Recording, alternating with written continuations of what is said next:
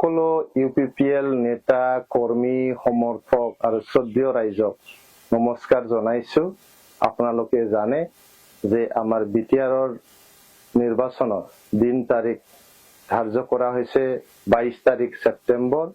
এতিয়া আমাৰ সকলোৰে গাঁৱে গাঁৱে ঘৰে ঘৰে চাৰিআলি তিনিআলি বজাৰ পহাৰ সকলো ঠাইত যাই পেলাই ৰাইজৰ আশীৰ্বাদ, ৰাইজৰ মৰম, ৰাইজৰ চেনেহ আৰু ৰাইজৰ সমৰ্থন বুটলিবলৈ সময় হৈছে।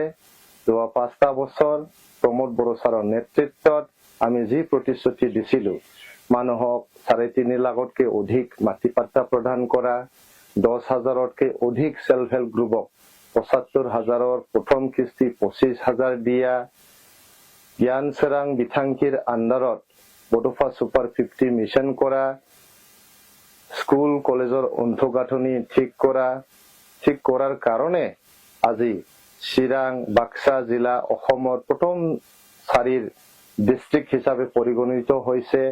শিক্ষাৰ জগতত আমূল পৰিৱৰ্তন অনা হৈছে। স্বাস্থ্যৰ ক্ষেত্ৰত ৰোগ নিৰ্মূল বিটিআৰ কৰি পেলাই সাব চেণ্টাৰৰ পৰা ডিস্পেন্সাৰী, পিএইচি, চিভিল হস্পিটাল আৰু মেডিকেল কলেজ ইয়াতে বনোৱা হৈছে কোকৰাঝাৰত। তো আমি স্বাস্থ্যৰ ক্ষেত্ৰতো আমূল পৰিৱৰ্তন অনা হৈছে।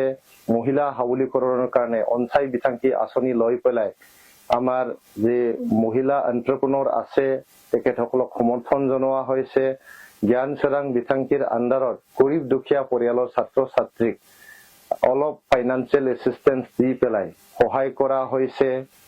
তেনেকেই প্ৰত্যেকটো ক্ষেত্ৰতে প্ৰমোদ বড়ো ছাৰৰ নেতৃত্বত ইউপিপিএল চৰকাৰে কাম কৰিছে। যেহেতু 2020 চনৰ পৰা 2025 চনলৈকে আমি শান্তি স্থাপন কৰিলো। শান্তিৰ নায়ক প্ৰমোদ বড়োৰ নেতৃত্বত যে শান্তি ঘূৰি আহিছে আজি আমাৰ বডোলেণ্ড অঞ্চলত, এই শান্তিটো আমি চিৰযুগমীয়া কৰিবলৈ আমি কাম কৰিব লাগিব।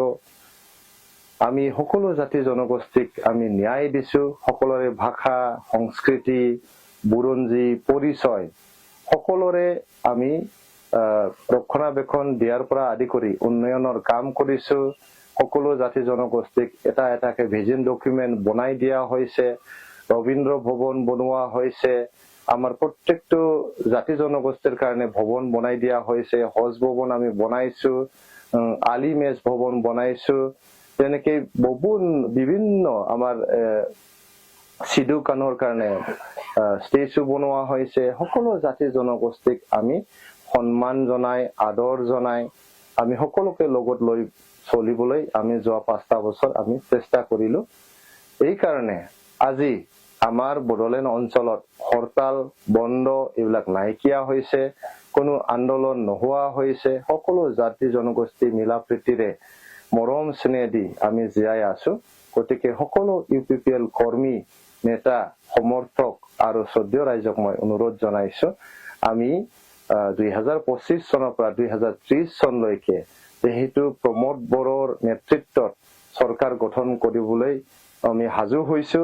গতিকে সকলোকে আপোনালোকক আকৌ এবাৰ প্ৰমোদ বড়ো চৰকাৰ থিম লৈ পেলাই কাম কৰিবলৈ মই অনুৰোধ কৰিছো। আপোনালোকে পূৰ্ণ দমত কাম কৰক, আপোনালোকে সাহসেৰে কাম কৰক, আপোনালোকে ৰাইজৰ মৰম চেনেহ বুটলিবলৈ চেষ্টা কৰক, ৰাইজৰ মন জয় কৰিবলৈ চেষ্টা কৰক।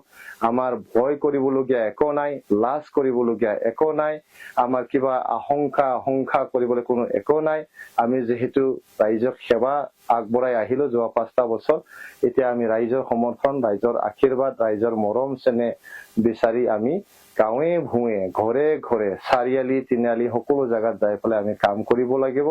মই আপোনালোকক সকলোকে শুভেচ্ছা যাচিছো। আৰু আমি যিদিনাখন আমাৰ বিটিআৰৰ ৰিজাল্ট হ'ব সেইদিনাখন আপোনালোকক সকলোকে লগ পাম আৰু আমি আকৌ এবাৰ প্ৰমোদ বড়ো চৰকাৰ আমি গঠন কৰিম।